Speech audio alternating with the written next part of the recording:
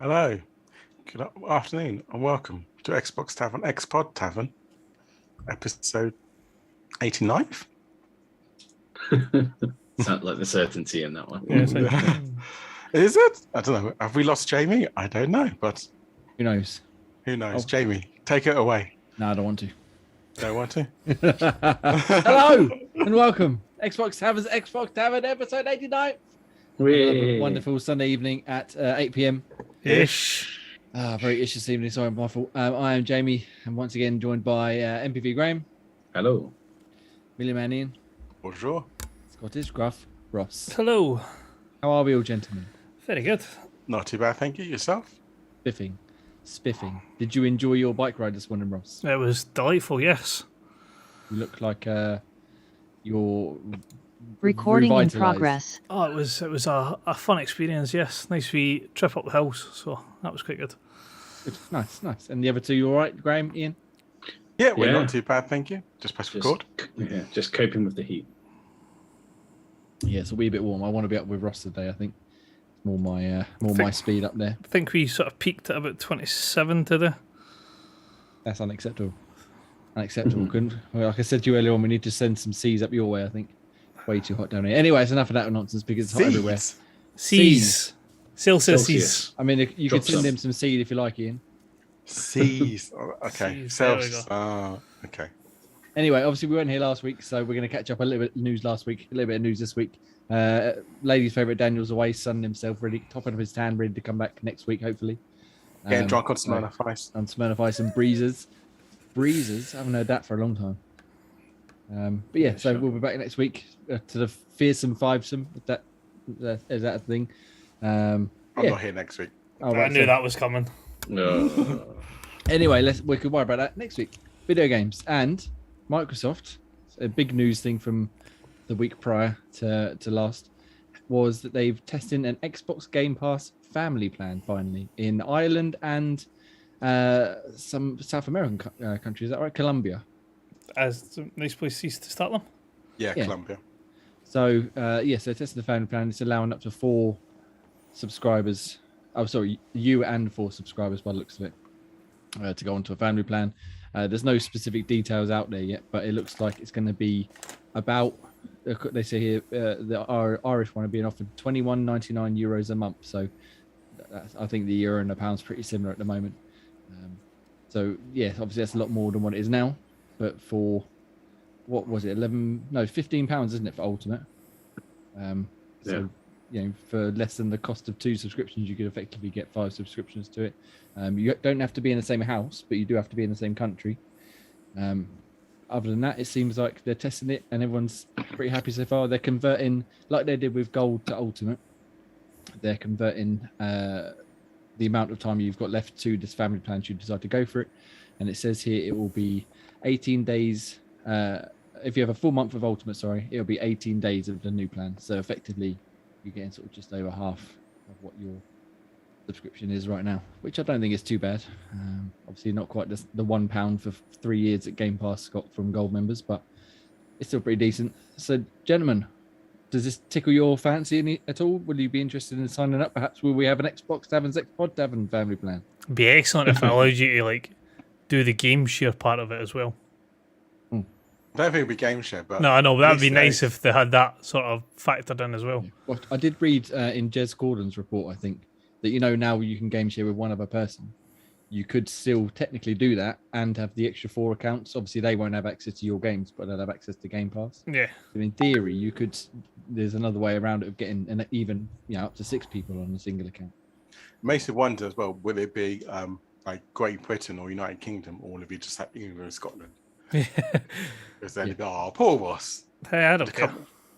Come move to England. As I said, I would much rather spend £100 a month on Ultimate than being. You don't even want to finish that I was going to sentence. say we'll see. Yeah. Stop that just before. Grey, does this do anything for you? Would you be tempted to jump on either with us or perhaps with your kids or your family and stuff? Yeah, I suppose it's for many of those with older kids that sort of take advantage of it. Yeah, I mean, I know people are looking for loopholes to try and get buddies on it, but the game share is obviously that loophole. Yeah. It makes the most sense, obviously, to share the most games. Getting others onto getting the Game Pass things, it's more for those that maybe don't play it as often, as sort of they sub you a little bit and get a cut of the game share of that way, or of the Game Pass. And so you can kind of split a Game Pass fee with other people that just use it for that, maybe. But yeah, I can see the idea for it for those in-house, but yeah, maybe for those with older kids. I think it'd be good for, like, say, for a group of friends if they do want to have Game Pass. Like, it's like a $5 each, so one person controls it, and then everyone sends each other $5 a month. Then happy days. Pretty much quids in, aren't you? There. Effectively, yeah. And even if it's only a couple of people, even if you only have, say, 2 people, it's still probably worth doing, and just splitting it between the 2 of you, and then you can add more people on later on, I imagine. But yeah, imagine so something like we'll do, like. Yeah, I mean, between us, as you said, Ian, for $5 each month. I'm wondering how it will work with the rewards, Microsoft rewards, because obviously at the minute, a lot of us use that to maybe top up our Game Pass or credit and stuff like that. And considering the price of it, it doesn't take that long to get that amount of credit to pay to be able to pay for it, as it were. So you might even be able to, if you all bundled your rewards together or something, and well, I'll chuck my rewards in this month and you chuck your rewards in next month and go through all 5 of you. By the time you get back to the first person, you're probably going to have enough to sort of pay for your month again. So that's another aspect to it. Yeah, it could be pretty interesting. The rewards is great. I really forget it pretty much every day. I forget all I'm so bad with it. I have it, like, I have an app that does it for me. I have, like, on computer Xbox every day. I always forget. Like, it's literally. the console part I forget to do. I always do the PC stuff, so like the daily lists that are on like your browser, and then the PC searches, the Edge searches, and the mobile searches. I do all of them, but the actual ones that come up on the console with.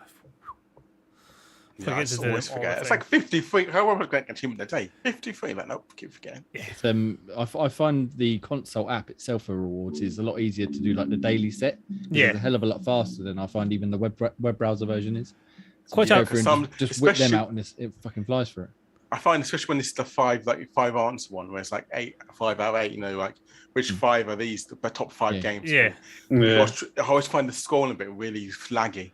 Whereas on the Xbox, it's like boop, boop, boop, yeah, you literally just done. Yeah, so Microsoft Rewards, there's videos on the website on YouTube and stuff on the website about it. Daniel's put together, so go check that out if you're not familiar what the program is. But it's well worth it, free money basically, and it can go towards your Game Pass or games or your shop at Tesco's. I think they've still got the option. They can do loads of different things. There's loads of stuff you can spend it on. So yeah, well worth a look. But yeah, again, so family plan up to 5 people, yourself and 4 others by the looks of it. Again, it's only being tested in Ireland and Colombia at the minute, but hopefully perhaps an announcement at Gamescom soon. 100%. We could get some sort of like rollout, even if it's just the alpha insiders or something. Because there'll be something at Gamescom about it.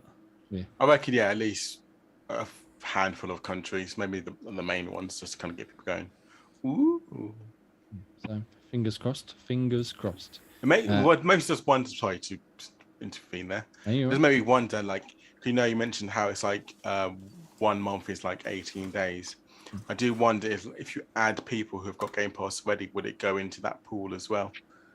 Yeah, that would be interesting. Yeah, because as you said, if we all stacked ours together, we'd have probably about 15 years between us. So I wonder if it would roll over, or if you'd say, well, you can't add this person at the moment because they got. Yeah, so I wonder how it would work if you have, like, you confirm. Oh yeah, move your subscription to this person. Will it allow you to?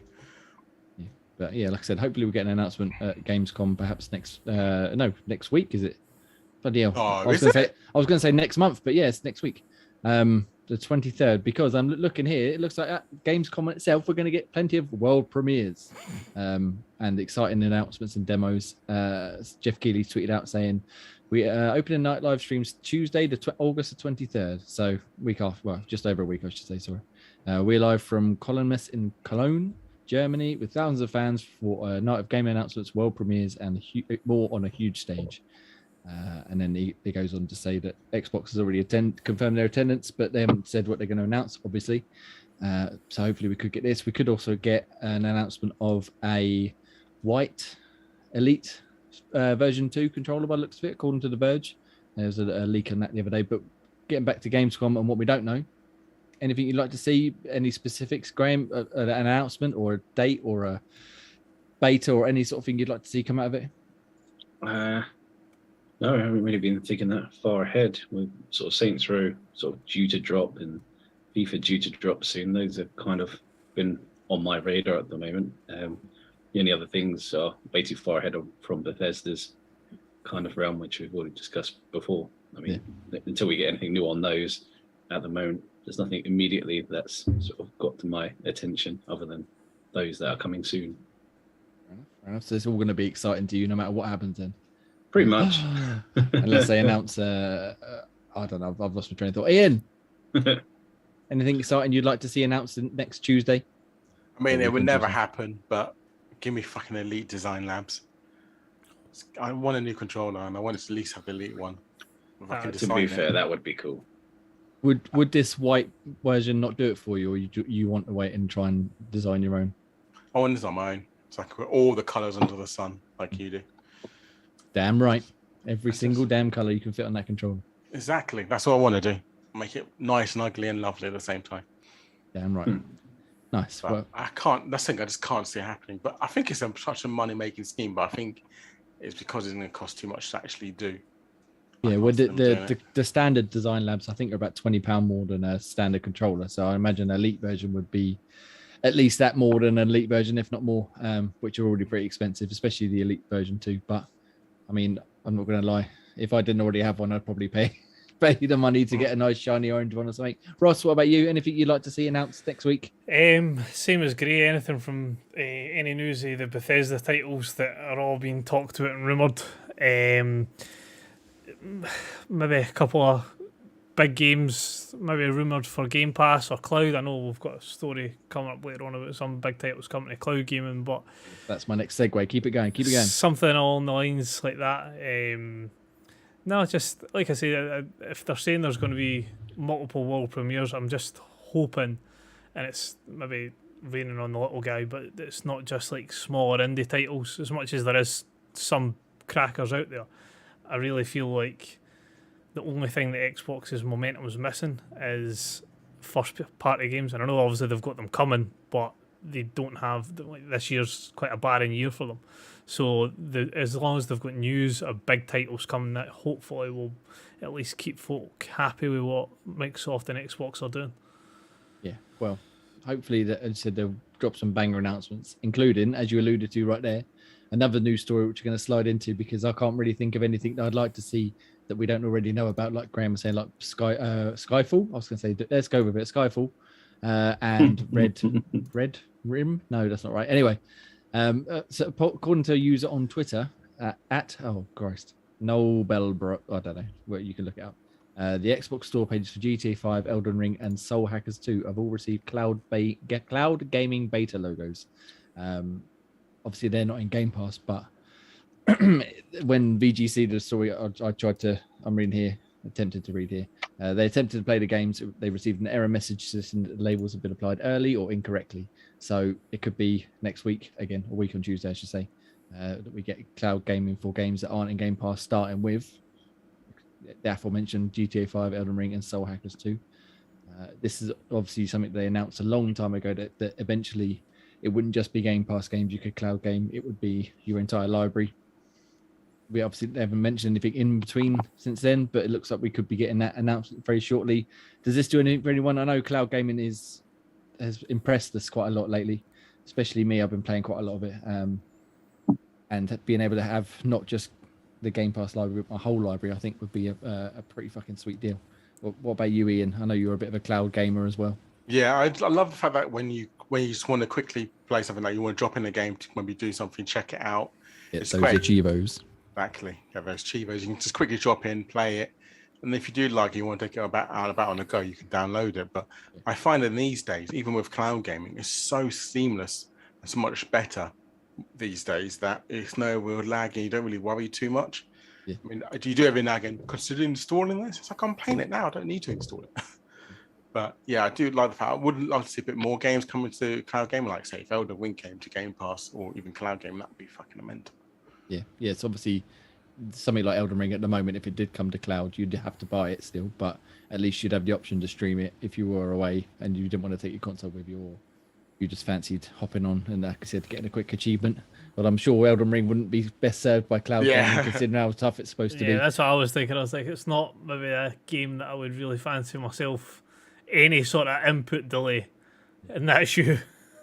That's what I was saying. Anything that's competitive, like Call of Duty, FIFA, even sort of like Fortnite, those kind of ones, you kind of want that extra sort of, you don't want any kind of risk of lag. Yeah. So those are the ones you could keep on there, but you could bin off all of the ones that are just sort of single player that have tons of space that you just don't need. I mean, you do need an excuse if you do get killed. Oh, the lag got me. The lag, damn lag.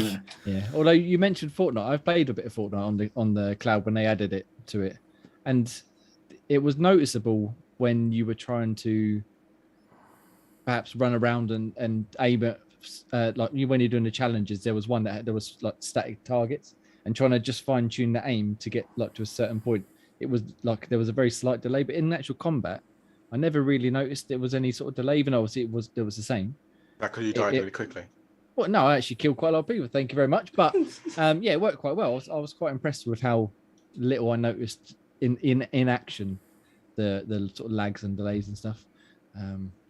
But yeah, no, for me, like I said, I'd like to see more of my library available via the cloud, even if it's because I stay away from work. If I've forgotten to install something, I can just crack on and get playing it rather than waiting for the hotel Wi-Fi to take 1,000 years to download a game. But speaking of cloud, going back to a story from the week before again, Xbox cloud gaming hourly usage increased by 1,800% in the past year, according to Jez Gordon at Windows Central. So it just goes to show they've obviously got a whole article, but going off the title alone, that cloud gaming is bigger than ever, especially on Xbox, whether you stream it on your console or PC or tablet, phone, what have you. And yeah, it can only go up from there, especially if they add more and more games to the service that you already own. That would be nice. Do you reckon we're going to see some sort of other cloud, like big get for Gamescom? Obviously, the Elden Ring / GTA 5 editions might be it, but do you reckon they'll chuck something else in Game Pass massive that you can cloud game now as well? Perhaps an announcement for this year's Call of Duty, perhaps?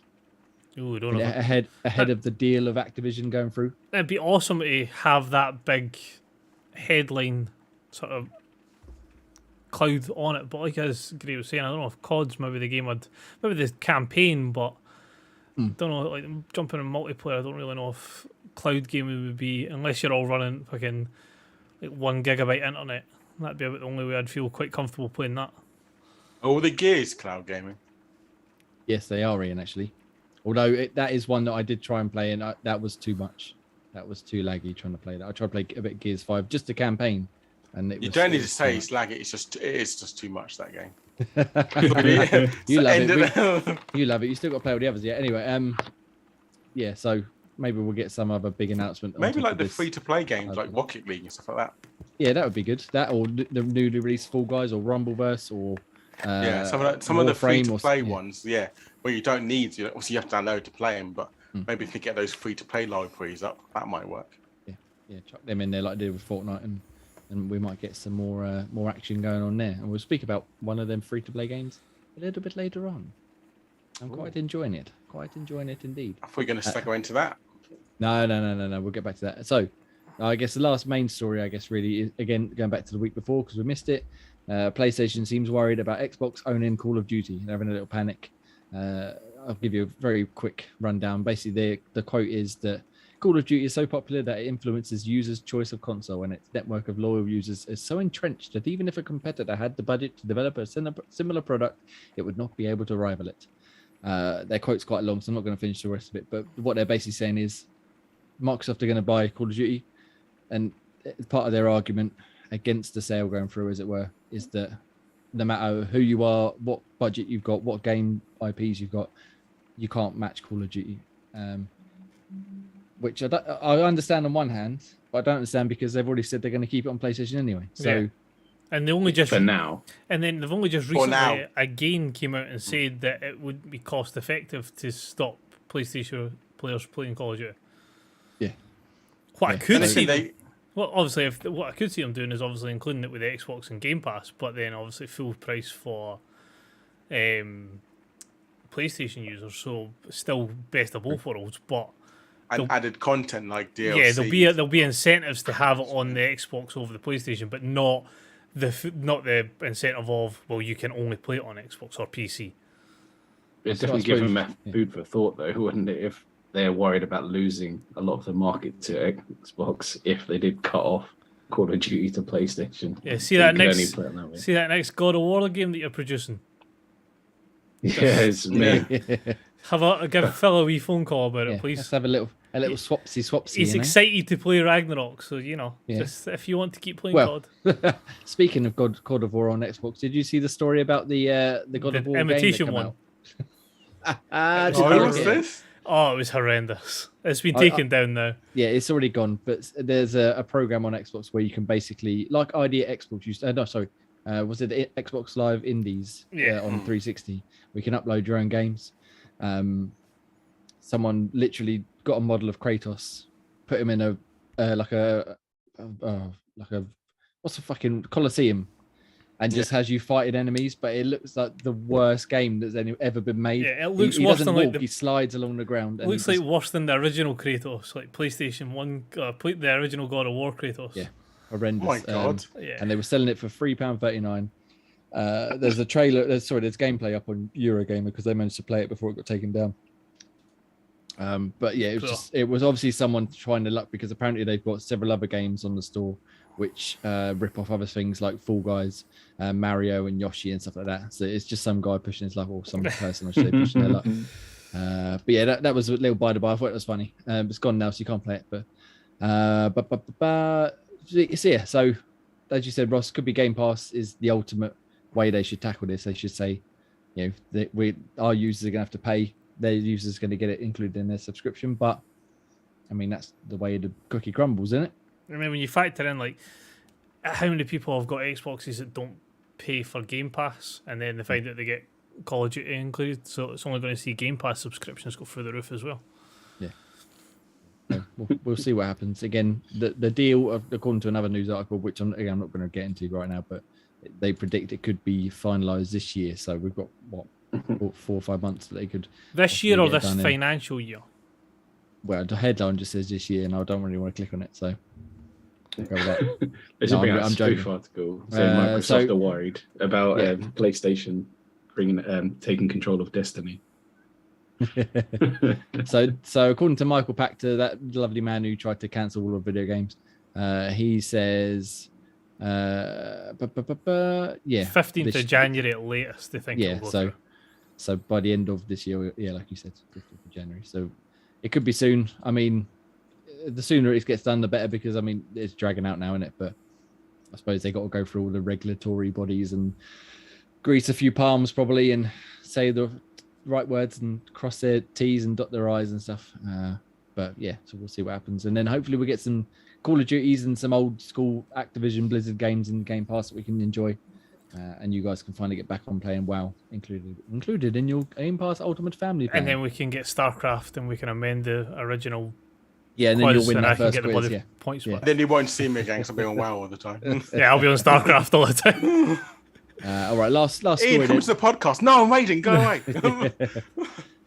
We could do it from within WoW, while we're playing. And last main story, I guess. Has anybody else here played? Well, I should say anyone else. Has anybody here played Multiversus yet?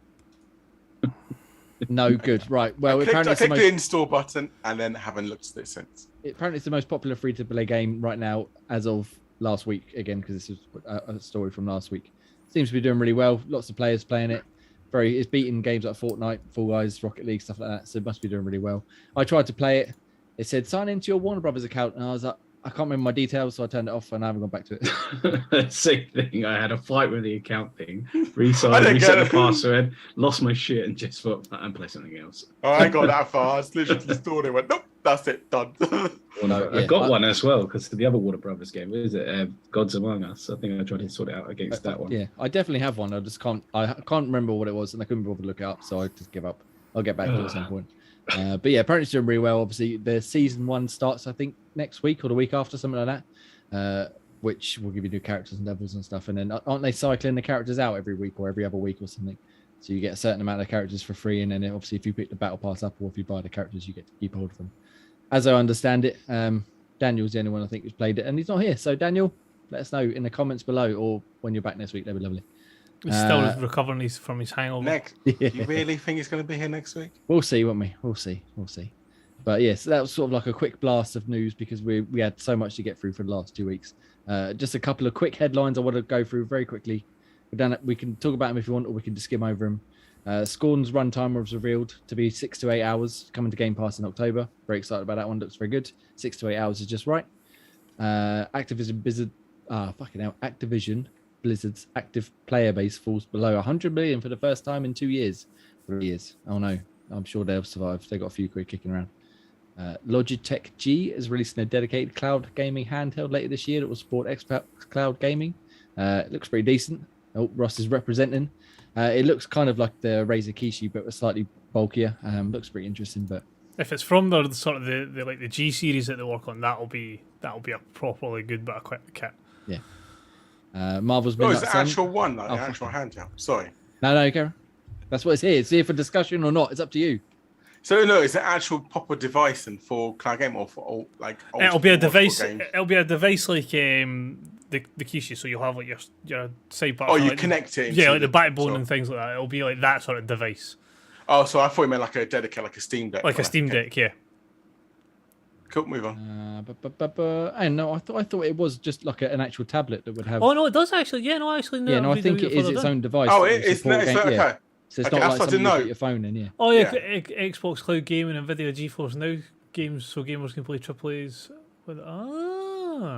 Yeah, so that should be interesting. There's no images or pictures or anything yet, but again, perhaps at Gamescom, I should say, we might get an announcement or some more details. But keep an eye out for that because something that could be interesting. That'll be a solid bit of kit. Their G series stuff's really good. Yeah, they need to bring out a new decent keyboard. My G510 is amazing, and I haven't bought one good since. I see. I need more buttons. I got 10 kilos.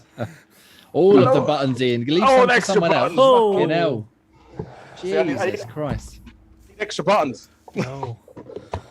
More buttons. Let's move on to the next one. Marvel's Midnight Sun has been delayed once again, possibly until 2023. They've almost nixed the Switch and old last-gen versions, and current gen versions have just been delayed until a future date. This is giving me Scalebound vibes. Yeah, I know Graham was looking forward to this one. It's been pushed back and pushed back and pushed back. Hogwarts as well. And Hogwarts, officially delayed until February 2023. I mean, is it actually going to hit? I mean, how many games are coming out in February and January now? Fucking loads. Yeah. So we'll see what happens with me. And then the last one was Bethesda's Roundhouse Studios is working on an unannounced title at Xbox. So currently, just very quickly, they're helping out with Starfield and Redfall. But this, I don't think they've actually made a game of their own yet. So it looks like they're working on something as well to do for themselves. So we'll go from there. And actually, one other one which I noticed has been removed, but I just want to mention it. Did anybody watch the trailer for Alone in the Dark remake? No. It looks fucking awesome. They're remaking Alone in the Dark 1, 2, 3, but putting it into one game. There was 3. There was 2 and 3. Yeah, I was because I remember playing, but 3 hours of the first one, I went nope.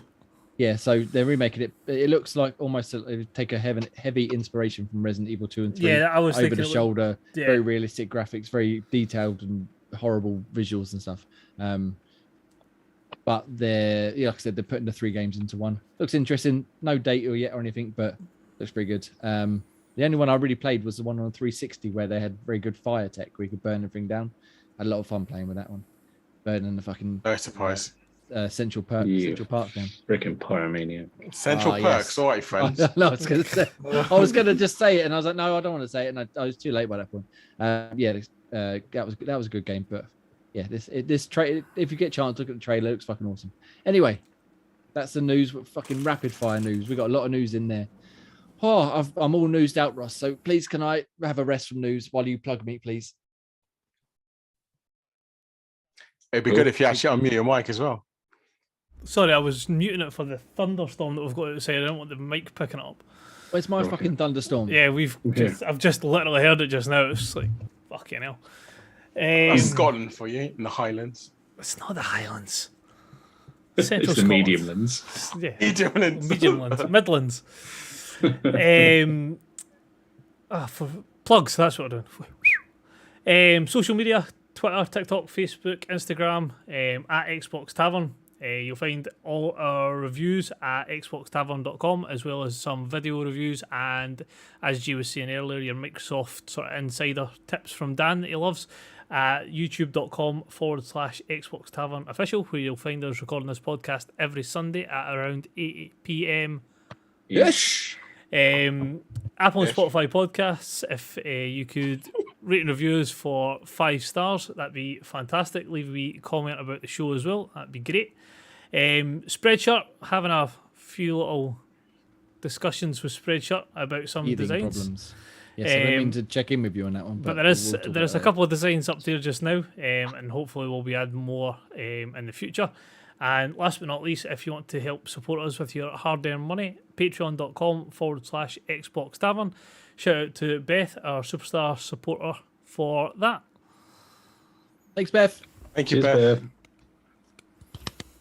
Oh, yeah, baby.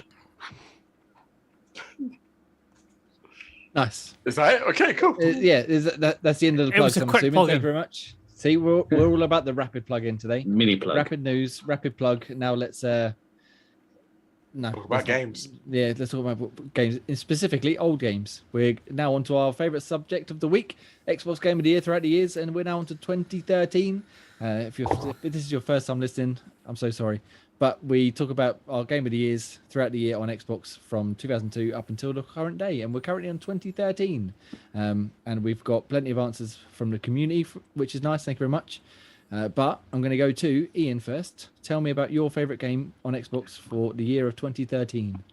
Well, technically, 2013 was the year where Xbox One graced our presence, and I was lucky to get one day one. So my Xbox One game of the year, controversially, is Call of Duty Ghosts. Shit, mate. I know, it's probably one of the worst Call of Duties for single player wise, but I had the most fun ever with the Extinction Mode. I thought the Extinction Mode was the best game mode I've ever brought out, including actually the zombies and all the kind of waves of enemies coming out. I thought they'd just done something perfect with kind of the alien vibe of them attacking you.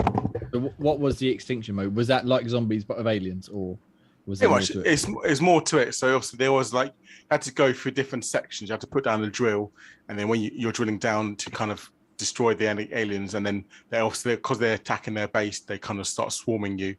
And you have different classes which can help out, and you can do different loadouts. So you can put down like a turret, which will help you out, or you can put like gas grenades, which will kind of like blow them up. Or you've got those ones where you can put those proximity mines down, and obviously if they come near, they blow up. I just thought it was perfectly the game mode what they had, and I haven't bought anything else since like that. But for me, I just thought it was perfect. I made quite a good few friends there from playing online. I played online a lot with that kind of mode, especially because it was the first kind of main online game you could play for the Xbox One. But yeah, I played it non-stop. It gives me quite a, like, just for your description and watching the trailer, it gives me quite a lot of Rainbow Six Extraction. Yeah, it does have vibes. That kind of extraction vibes. Yeah, it's very similar to that. You can see that kind of vibes there with it, but also a bit more fast-paced. Where as Extinction Mode, you obviously, as soon as you get shot, you're pretty much dead. Yeah. Whereas this one, you can take quite a few bullets and quite a few hits before you go down. Again, when you go down, you can get revived and stuff. Or you can have those like kind of self-revives as well, if you're on solo mode. But yeah, they did it, and obviously they brought out, I think it was 4 other maps through DLC-wise. So you had to pay for it, but again, all those 4 maps they did for the DLC were absolutely perfect. I loved it as well. But they just had such a good job of it. I felt that I couldn't fault it. So for me, going look back the years, it's like, yeah, there has to be that. Because even though the Call of Duty, the Ghost, the single player was one of the weaker ones, I still really enjoyed the single player for it. I know people kind of hated on it quite a lot because they were trying a few things differently, but the reality is it was one of the better ones. I think all the old World War ones are pretty shit, and this Vanguard, the latest one, is terrible as well. So for me, it was probably one of the more stronger storylines they've had. When you look back on storylines they brought afterwards, and like, Ghost isn't that bad if you think about it. Yeah. The multiplayer was one of the weaker ones, but yeah. Fair enough. I suppose it had a bit of a hill to climb with the couple that come before it, but yeah, maybe that's why it was so poorly received. But yeah, no good. So basically, Extinction Mode for Call of Duty Ghosts. Any honourable mentions you'd like to shout? Honourable mentions will have to be, again, another controversial one, but I didn't mind the Devil May Cry remake they did. They kind of rebooted it all with a new Dante. But he had brown hair, Ian. How dare you? Yeah, no, it wasn't the silver hair, white hair, man. But yeah, I actually really like that, surprisingly, and you can't ever knock Mr. Sam Fisher in Splinter Cell Blacklist. Damn right. Yeah. Definitely, as we've just spoke before, I think one of the weaker ones, but still a decent game. Yeah, I mean, there's the obvious answer, but we'll get to that. I let someone else say the obvious answers for the year because that is clearly the obvious answer. Yeah, for what should be game of the year. But for me, I have to still go when I go to what I played a lot that year, even though this one, the one that you're going to put, one thing you'll say, is the obvious game of the year. I still think Call of Duty Ghosts is far superior. So I'll let you go next, technically, but make more fair to make sense. Yeah, I suppose, that sort of segues into me. Thank you very much. So I'm going to give you the right answer this week, which is GTA 5. Come out September. I took a week off to play it. My wife was gracious enough to take the kids away to see her parents for a couple of days. I got on BBC News for this game as well. I put a tweet out about it, and the BBC News called me up. Famous game. Yeah, fucking brilliant. What more can you say about GTA 5? Obviously, the remaster come out earlier this year, which is just as good as it ever has been, and it looks slightly better now. And yeah, the 3-character dynamic was awesome. The map was awesome. The 10-ton of secrets and hidden things were awesome. The missions were great. I love doing the heist, like getting everything together and then working, switching between the 3 characters, doing the different parts, flying the choppers and breaking open the vaults and driving the trucks and stuff. And I absolutely adored it. I played it solidly for about 3 days, finished it in that time, and I just had a fucking brilliant time with it. And the multiplayer I didn't really get into as much. Obviously, me and Ian played quite a bit in recent years with some friends because we just did like custom races, but I never really got into the live as a GTA online character and do all these missions and build your rank up, and that never really sold me. But the actual single player was fucking tremendous. I love just exploring the city. Even after I'd beaten it, I'd just drive around and just see what I could find and get into a bit of mischief and steal some cars and blow some shit up. And I don't know if you guys have ever heard of the Mount Chiliad mystery. Yes. I was obsessed with that for a good year or a year and a half, where I never really got into like the hunting, as it were. But if you're not familiar, it's at the top of Mount Chiliad where the cable car is. There's a mural, and it shows like a picture of what people assume to be Mount Chiliad with different symbols and stuff. And on the mountain there's a symbol, and then other symbols allude to other bits in the rest of the map and characters and items and stuff. And no one's ever actually properly solved it, and it looks like no one ever will, because it seems like it was something Rockstar were planning to add later on in DLC or something, and they never did. But the insane theories and thoughts and processes and stuff that people were doing to try and solve this fucking mystery, it's just like it's like certain, like if you go here at a certain time of the day and then go here at this time of the day and then here, I remember read about like, why? Yeah. How are you learning this?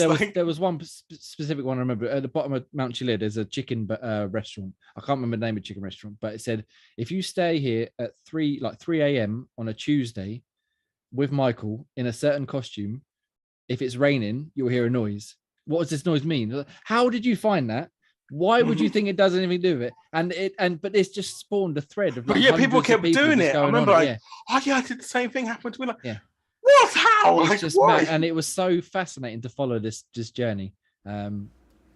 And that had me coming back, and I did a little bit of looking around, but I never really got into properly hunting because people were like glitching the game to take the oceans out so they could explore under the water properly, and fucking like digging They're it, like proper glitching destroying into the the game, weren't mountain, and they? they found an extra box, and like, what's this box mean? And again, no one ever actually solved it because I don't think you could solve it. But they're like paying people to like kind of hack the game was on a piece of it. So if you move this, and this, and then put this in, nothing happens. Like, no, because you're just changing the game now. Yeah, because there's a lift at the top of the mountain, and if you manage to get through the door, even though you're not supposed to be able to, there's a box underneath, and they're like, oh, if you get into this and it opens the lift and there's something in there, that would be a jetpack or something. And yeah, that was fascinating, which only exacerbated how great the game was because it got people talking for so long about the shit that Rockstar hid in it. And they did find lots of genuine mysteries, like items and weapons and Easter eggs and stuff that you wouldn't have found if you weren't following this mystery. And it was just brilliant. So the amount of detail and craziness that they packed into that game is insane. And I love it. I think it's one of the best games of all time. It was good. I think it was definitely, single player wise, yeah, absolutely perfect for a year.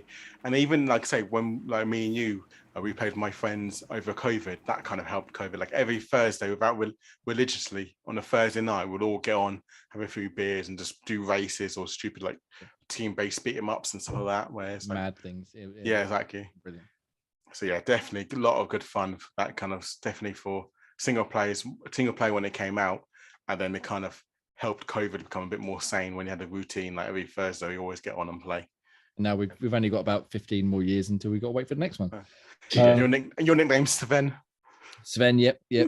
I'll let everybody figure that out. So my honorable mentions are Tomb Raider, the reboot, fucking brilliant. Love that game. It's a bit violent, a bit creepy when Laura, I'll fucking turn American now, Lara.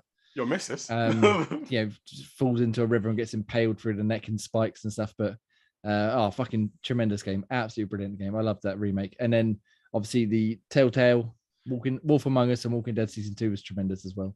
That was good. Couple of awesome interactive choose your own adventures. And one more, which I won't talk about, but I'll just mention Bioshock Infinite. Don't really need to say much more about that. Fucking tremendous game. Yeah. Simple as that. I was reading a retrospective on it yesterday. It's just like, man, what a game. I want to play it again, but I don't have time, so I won't. So Graham, why don't you tell me about games you liked in 2013, please? Yeah, mine matched the same as yourself. GTA 5 was clearly going to be the one that dominated that year. Yeah. And as you said, single player was amazing. GTA always have a knack for making sort of superior sort of single player games, and the mix between the three was always good.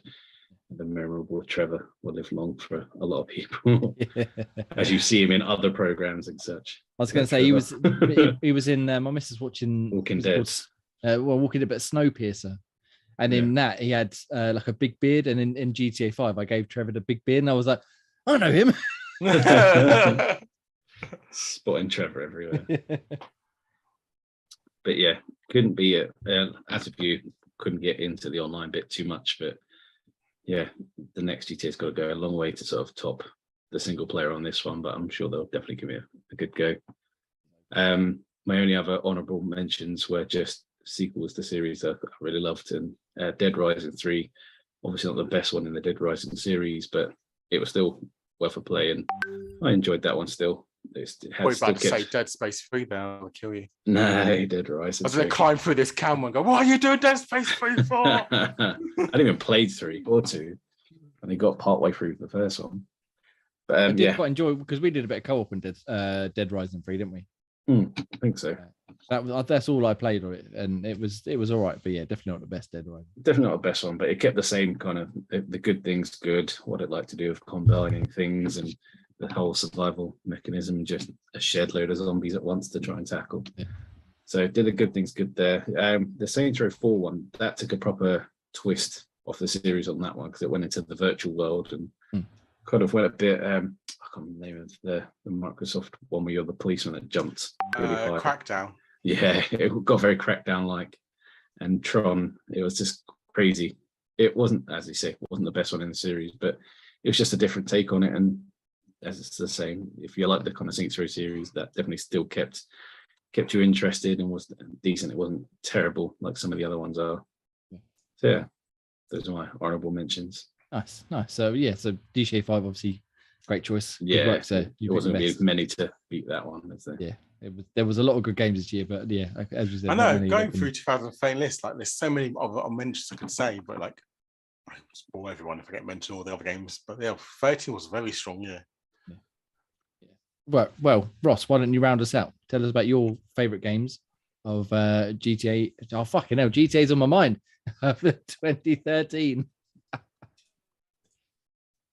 I went a wee bit different path of the course. Thought GTA was a bit too obvious an answer, so Peggy, I went for 18. one of my favourite games in the series, and I went for Assassin's Creed Black Flag, which I'm sure you and Ian will absolutely love.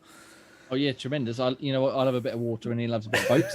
Exactly. Oh fucking hell! I want to be a pirate. Yeah. In fairness, it was fucking fantastic. So both of you are missing out not playing it. I did play it, not very much of it. I did play it, and I didn't like it. So carry on. Just obviously being an Assassin's Creed game, fantastic at that. But the whole premise of actually sort of being a pirate takes a bit of a different sort of idea as to where the assassins had been before, where it was fairly bog sort of standard. You were in a certain area, and that was it. Whether it be like in Italy or in Altair in the Middle East, and then obviously a Connor's storyline in sort of the Americas. But this there where you could travel to all the different islands, you had your different sort of naval warfare, upgrading your ship to take on like legendary ships and things like that. It's just a bit different in the sort of early stages of the Assassin's Creed series. They've obviously built on it from this and added it into the more recent games. But characters, Edward Conway, brilliant character. Probably top 3 assassins for me in the series. Just with his sort of banter, being the pirate, being like not a traditional assassin in the sort of way you would expect. Just loved the game, beautiful looking. Got to obviously go around the Caribbean and stuff like that. But aye, one of the better Assassin's Creed games. Nice. Did you have any honourable mentions? No, apart from like the main ones, as we said, obviously GTA was the big one, and then a couple that are not this sort of console. There was quite a few other big games, which there were. Let me tell you all about Pikmin 3.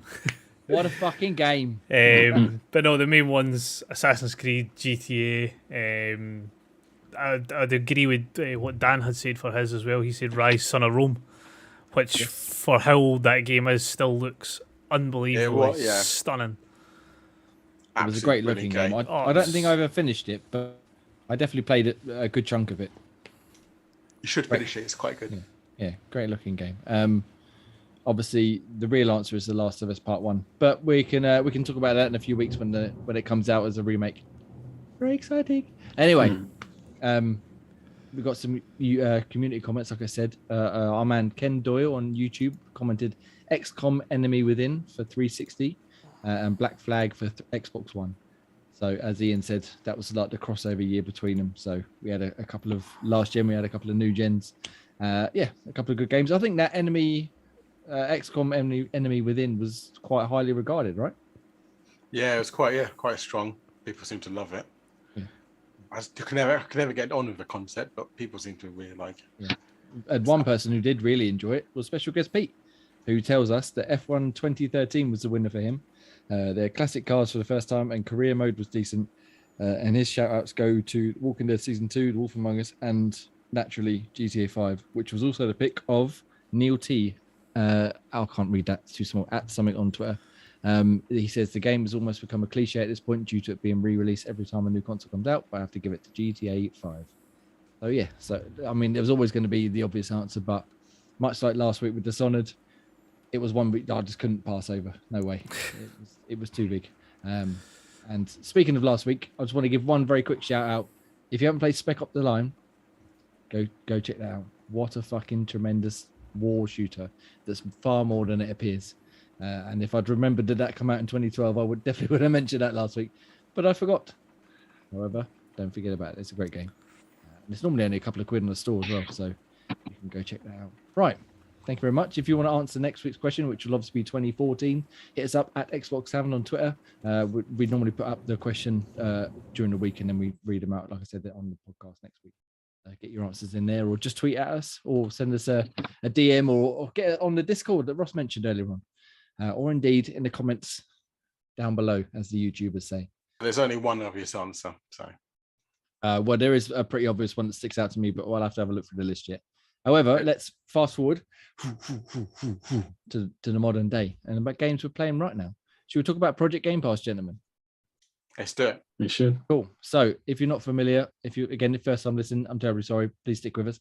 Project Game Pass is where every month we pick a game from Game Pass. We all play it, we discuss it, we chat about it each week. And at the end of the month, in theory, we give it a rating, we give it a thumbs up, thumbs down, and then we go on to the next game. Last month's was Fall Guys, so you can go check out our thoughts on the site there. This month we've picked Escape Academy, which is a first-person puzzle escape room type game, which you can play as single player or co-op. Myself and Graham have been playing a lot. In fact, we finished it, but I want to hear from Ian and Ross to see if they've played any yet before we get into it. Wow. Cool. So Graham, how did you enjoy Escape Academy? Definitely quite over there. Don't know what you're talking about. Well, we just segue this into your games played this week. Well, yeah, that's basically, because that's pretty much most of the stuff we've been playing. So Graham, we finished it. Congratulations! Years ago. And tell me your thoughts. Yeah, it was good. It kind of really sort of builds you up nicely into it. It starts you off relatively kind of simple, makes you sort of work quickly, looking around at everything in the room, just clicking on everything that you can click on, seeing what bits of information. Some things are red herring, some things aren't. Sometimes you pick things up and then you just react with other kind of things in the room, similar to like the kind of escape room puzzles you used to get on like your smartphones, where you're just touching certain things to unlock certain things, to find other things. It's just they kind of fall in line one after the other. And so you get given a time limit of a certain room to sort of get it done by. And as you sort of plow your way through, once you complete the level, like even like the tutorial one, it tells you how quickly you completed some of the puzzles, or that you found some of the things that you needed to find. And yeah, it gives you kind of a grading on how you did. And for the most part, the puzzles weren't sort of super tricky. I think we had about maybe 2 or 3 of them that kind of really sort of stumped us out of the whole game, but the rest of them weren't challenging in the fact that it was that really, really like tough. It was more the fact that it's just doing it quickly enough to sort of beat the time frame that you needed to do it in.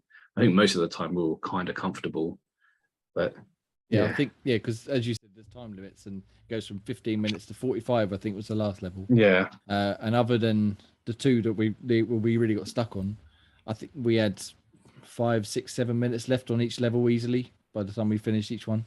So yes, they're not, as you said, they're not hard, but they're just more a leap of logic at points, aren't they? So sometimes it would just be finding a number combination, but in order to find it, it'll give you like a riddle, and the riddle might not make much sense, I guess, as riddles do, but it's like, well, what the fuck does that mean? So you go off and do something else, and you come back to it, and you might have found another clue somewhere else that will lead you to the answer of the riddle, and sort of, oh yeah, that's that. Oh, let's carry on with that. Yeah, I really enjoyed it. I thought it was a great sort of co-op thing. I'm not sure. I probably would have enjoyed it solo, but I don't think I would have enjoyed it as much. No, I know it was much more fun playing it as a 2. It helps as well, because like one person can be looking at a certain bit while the other person uses it as a reference to sort of help them out for certain things, or the right combination to press, or the translation of certain words. And yeah, it's definitely much more fun with 2. And I think our downside was that we were playing that we were here first, because that was hyper cryptic and sort of really sort of, it made us overthink, where this game doesn't need you to overthink. It's like every answer is kind of staring you in the face, and you can really suffer from overthinking some of the puzzles. Yeah, as we said, the couple we got stuck on were basically because there was a very obvious solution which we just completely bypassed and went way more complicated than we needed to. What level was that? I'm not going to spoil anything for you two, because you students still need to play it. But yeah, I think there was a couple of times where, because we were playing in co-op, you went one way, I went the other. We were both solving separate puzzles at the same time, which then obviously let us go that bit faster, because we didn't have to do that and then come over and do that and then do that. We could work independently until we need to come together. Whereas we were here, it's always like, I have to do this, so you can do this, so I can do this, which I quite enjoyed about that. I would have liked to have there been maybe, I don't know, a couple more rooms to solve, because we got through it pretty quickly. It's not a long game, is it, at all? Well, could you see them adding to it, like DLCs and things like that? It hints at it. It hints that he said, well, that's the first season or something. So it does hint that there's going to be kind of other seasons.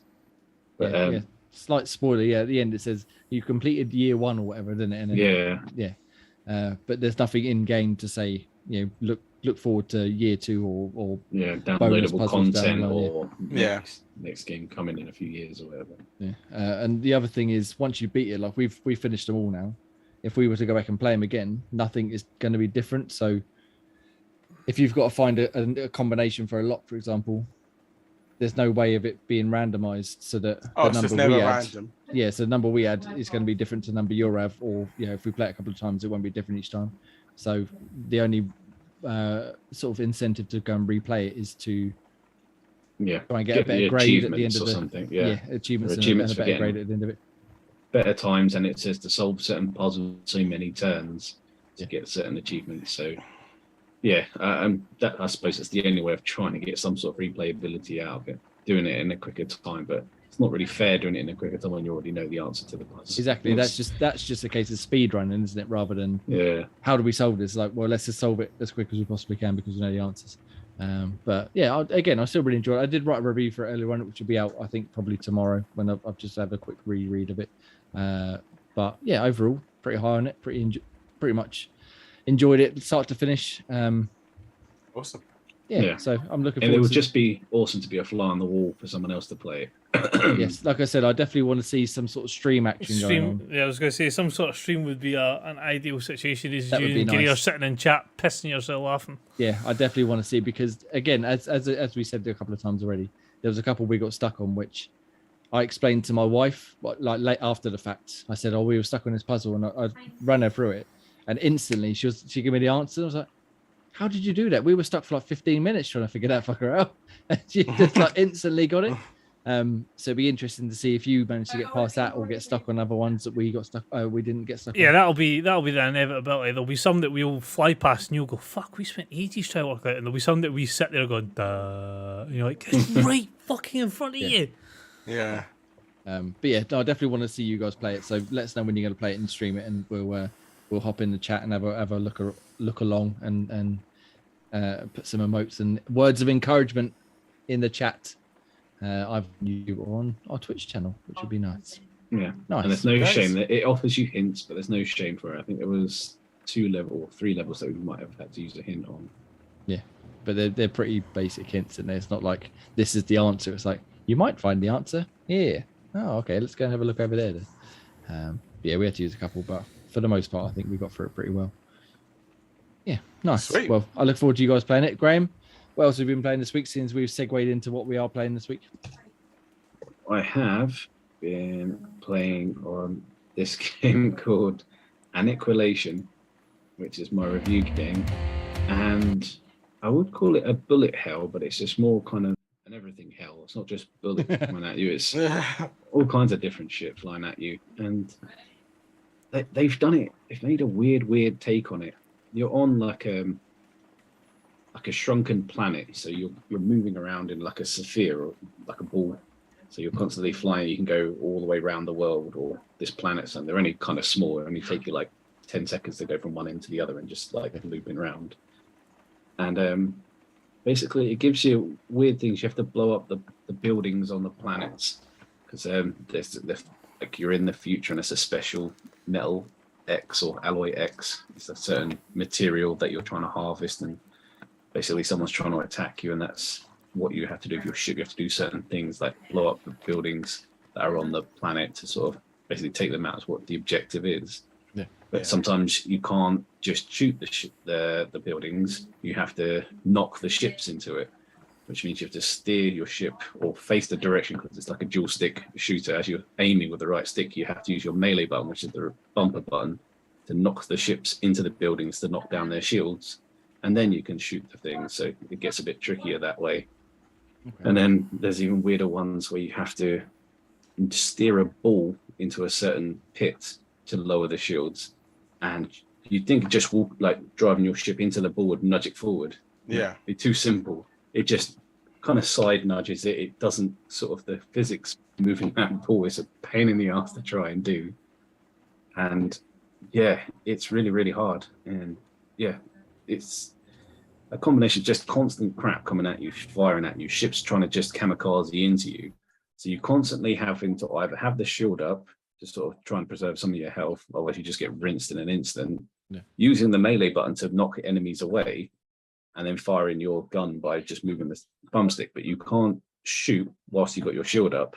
So you have to literally use the melee to bump the enemies away, take your shield off, fire at them to shoot all the enemies, and then put your shield back on. And it's a combination just fiddling with the buttons to try and sort of knock enemy ships away. Yeah.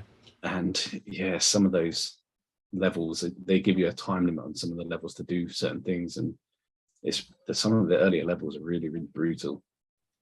And yeah, I don't know where the fun bit comes from. I know you get joy out of the bullet hell kind of scenario, but I do. This is a different kind of hell. Not necessarily a bullet hell, just constant shielding and whacking things away. It's just, yeah, I assume someone would get joy, but it's a bit masochistic in that way. Yeah, I'll have to have a go, because you had me at bullet hell. I don't need to listen to anything else. Get me in. But not that trailer a direct bullet hell. Yeah. Yeah, try it. It's not a direct bullet hell.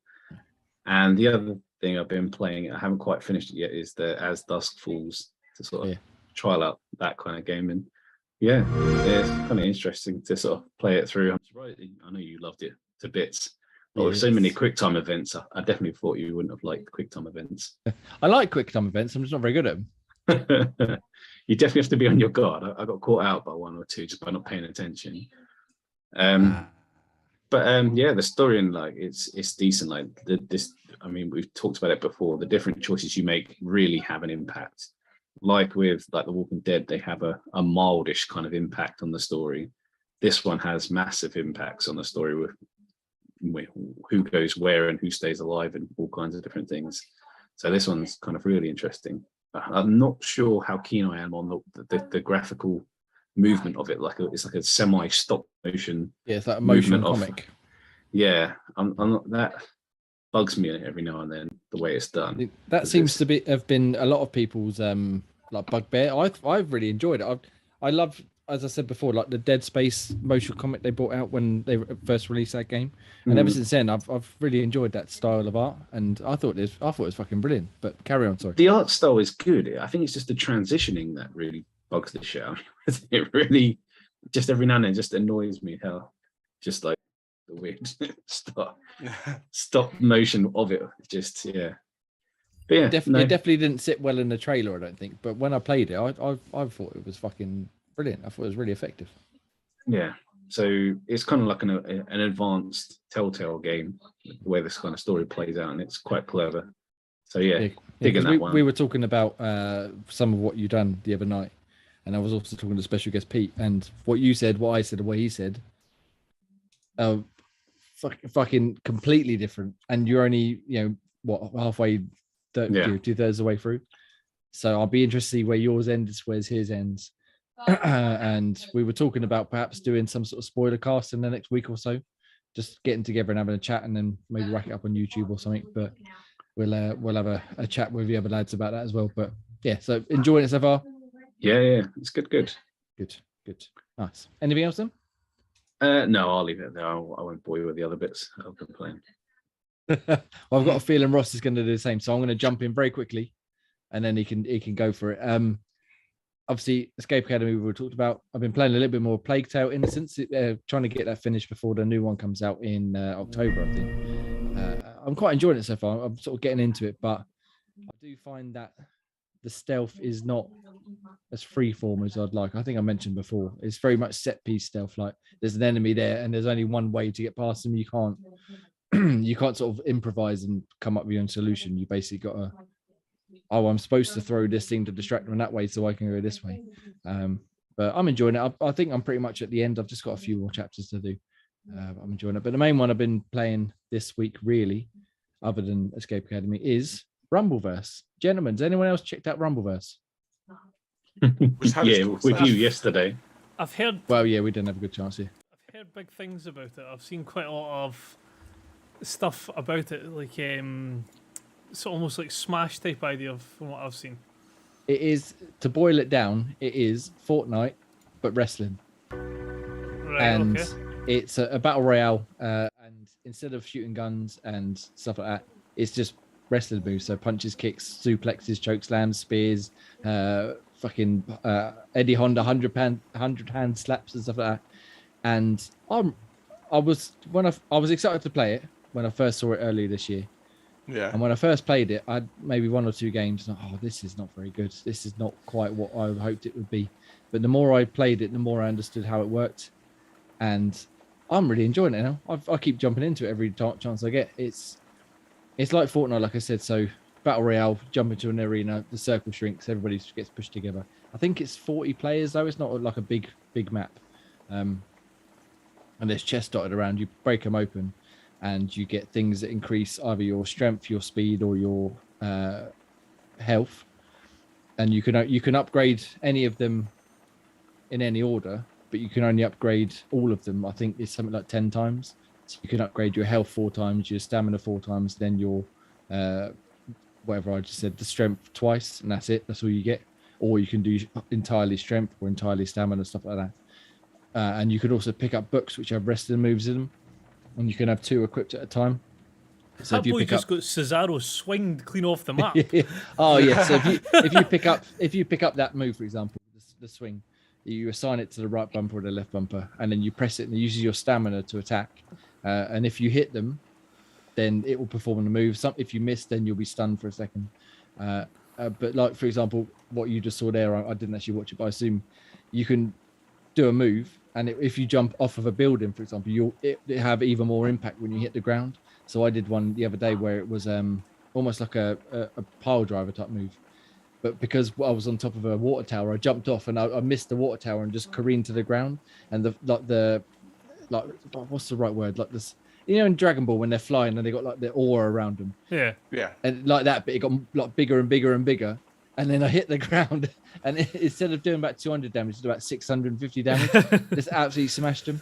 And then it's just a case of melee combat, doing wrestling moves. Obviously, there's rare, epic, legendary moves and stuff like that. And chicken to eat to heal, so you get steel chairs and baseball bats and stuff like that. And I'm really enjoying it. It's not the best battle royale. I don't think it's going to like replace Fortnite or Rocket League or Fall Guys, stuff like that. But as an alternative, I think it's fucking brilliant. I'm having a great time playing it.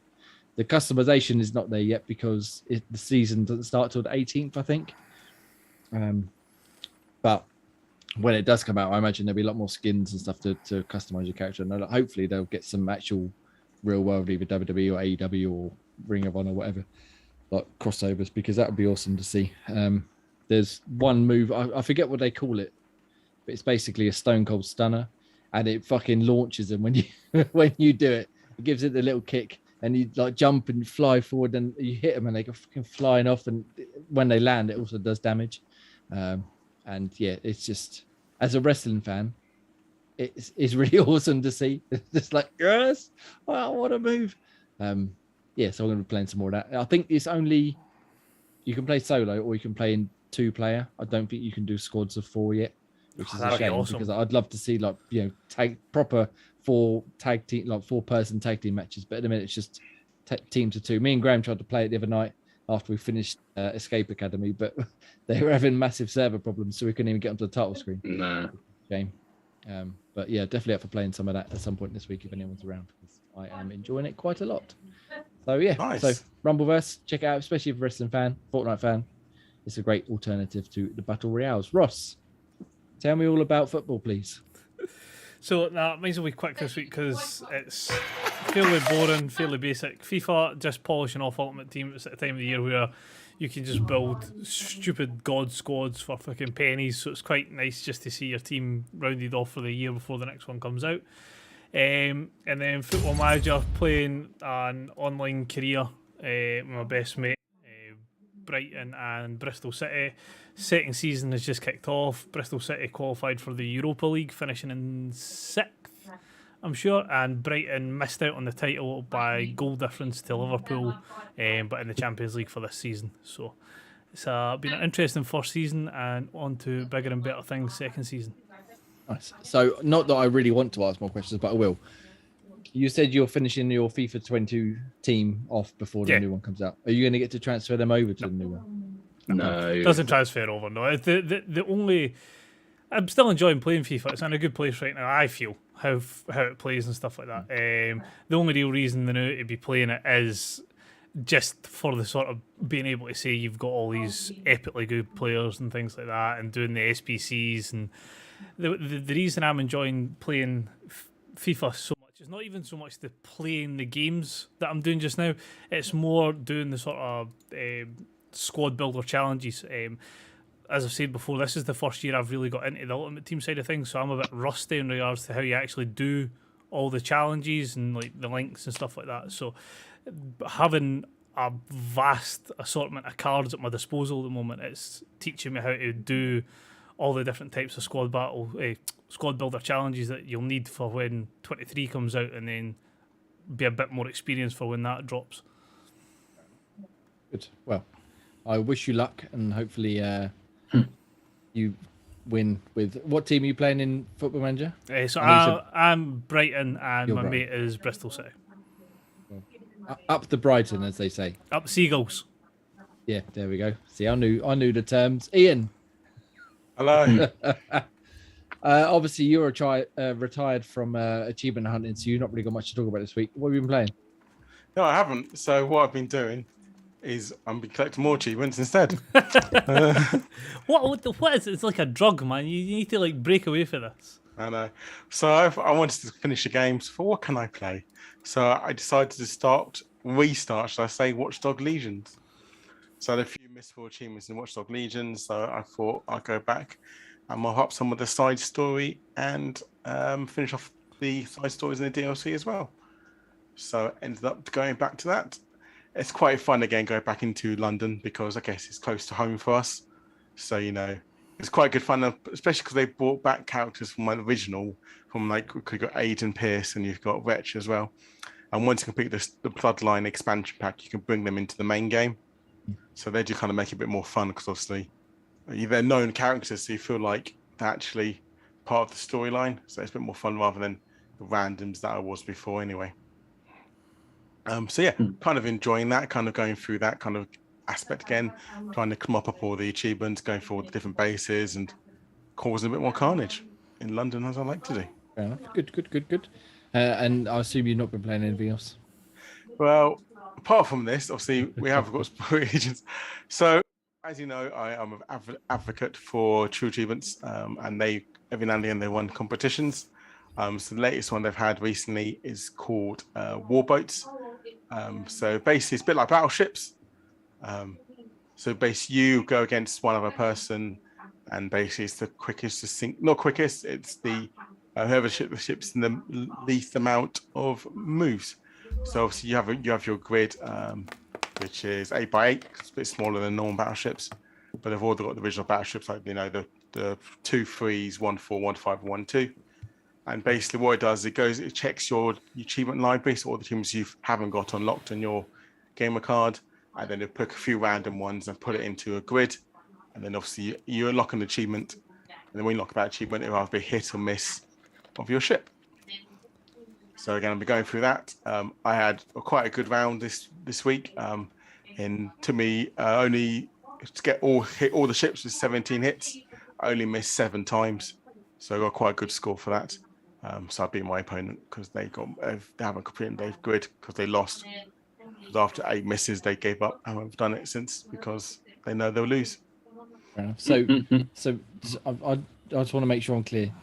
Each square on the grid is a certain achievement.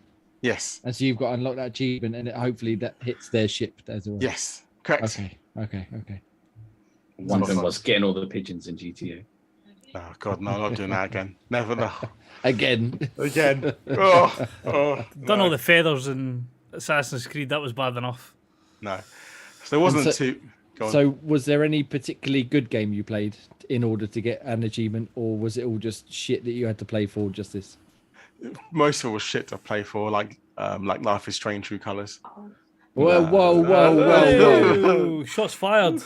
And Lake. Lucky enough, Lake, there was no Lake for me. Lucky enough. That's outrageous. Where's Mr. True Achievements? I need a word of him. No, I did play Control again, which I thought how good that was. So that was quite nice to go back to. And I made me realise I've still got to do the DLC for that. So I'm sure I'll be going back to playing the DLC for Control soon. Nice, good. So is that done, or do you now move on to another round or something? No, because there was 4 rounds. I've done all 4 rounds. So this ends now. Overall, I think, well, at the moment, I'm 3rd overall. So we'll see what happens score-wise after the round's end. I think it ends tomorrow. So, yeah. Well, hopefully you remain high up and you can let us know next week where you ended up. And I just need a game where I can just be lazy with and play and talk about week in, week out. I really want to start Witcher, but I don't know, something tells me, don't do it.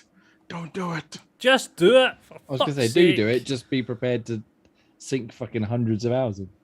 That's what I mean. I did it with Cyberpunk, so I don't know if I want to do it again with Witcher. The problem is Cyberpunk shit compared to The Witcher. I was going to say, you'll definitely enjoy The Witcher more. You can't not enjoy The Witcher. It's outstanding.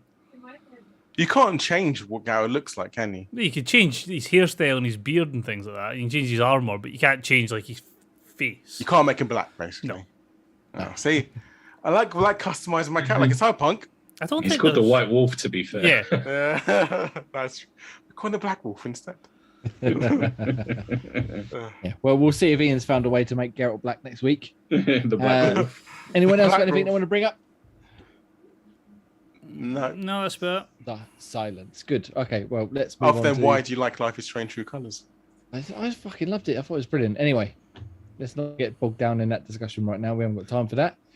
Let's get into the reviews that are on the website, shall we? So we've had plenty go up over the last week or so, including, I think we spoke about My Adventures of Chris Review. Endling, Extinction is Forever by Daniel. We gave it a 6.3.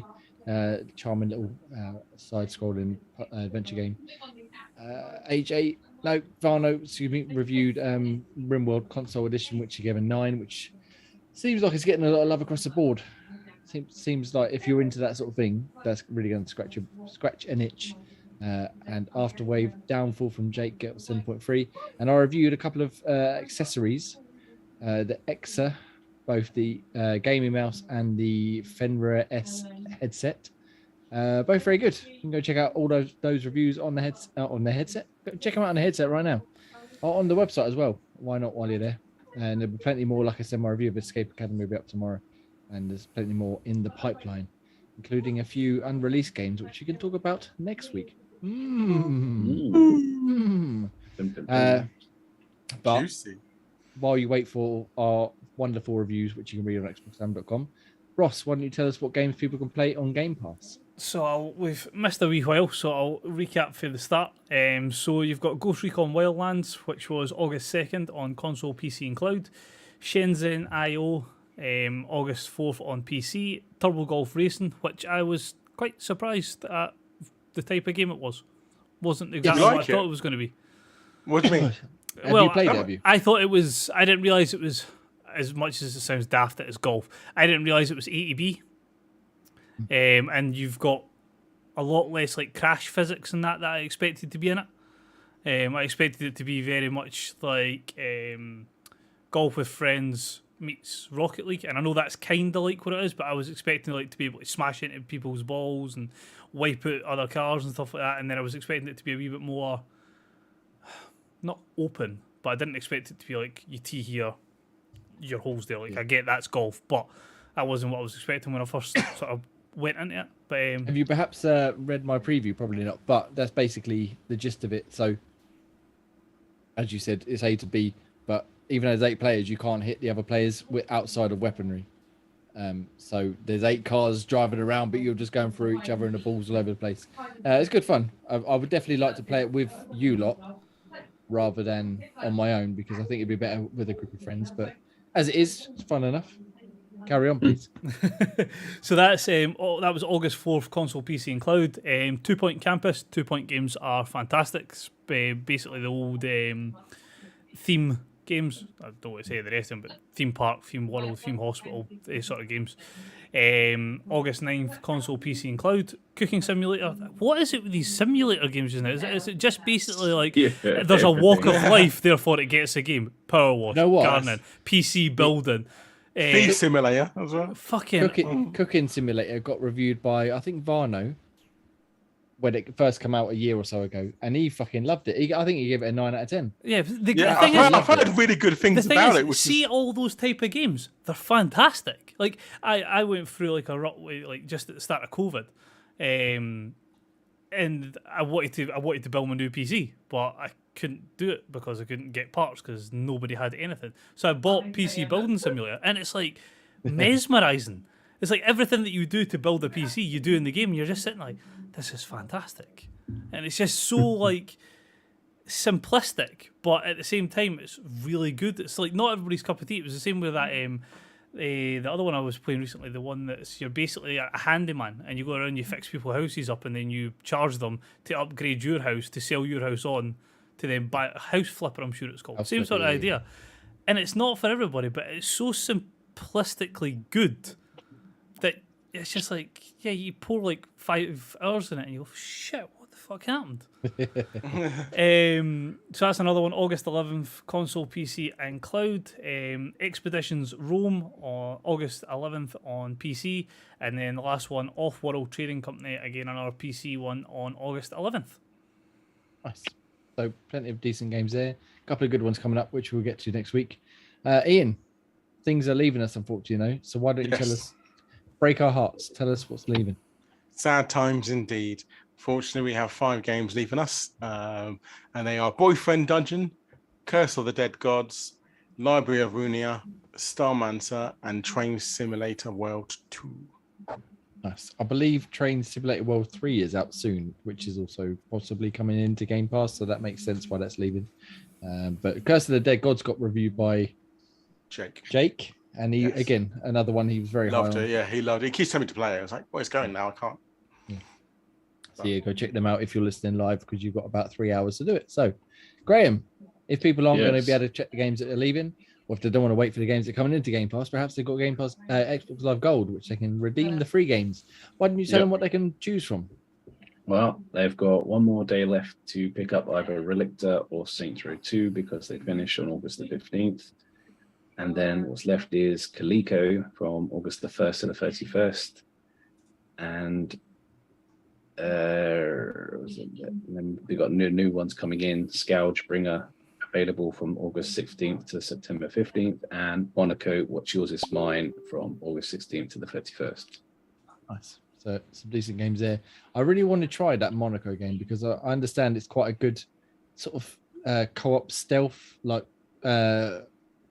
adversarial game. So you've got to try and steal each other's stuff in order to get to win, and it seems interesting. So perhaps that's one we could try. Although I'm sure it's been free before because I definitely already own it, and I certainly didn't buy it. Yeah, I own it as well. So I was like, I swear, what I've had this before.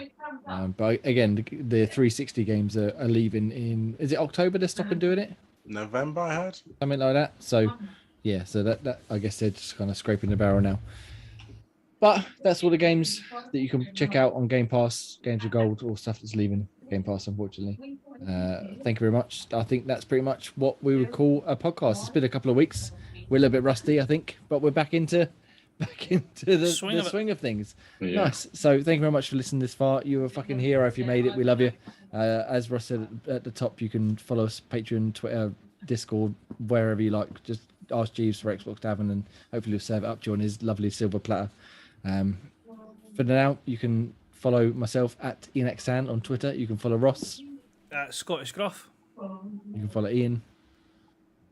Sorry, I was just looking if our Steve was still around. It fucking is. Nutty Ray. And you can follow Graham at Graham Reaper. Thanks very much for listening again. We will speak to you next week at 8 p.m. Ish. And have a wonderful, wonderful week, and be good to each other. Love you, bye. Bye-bye.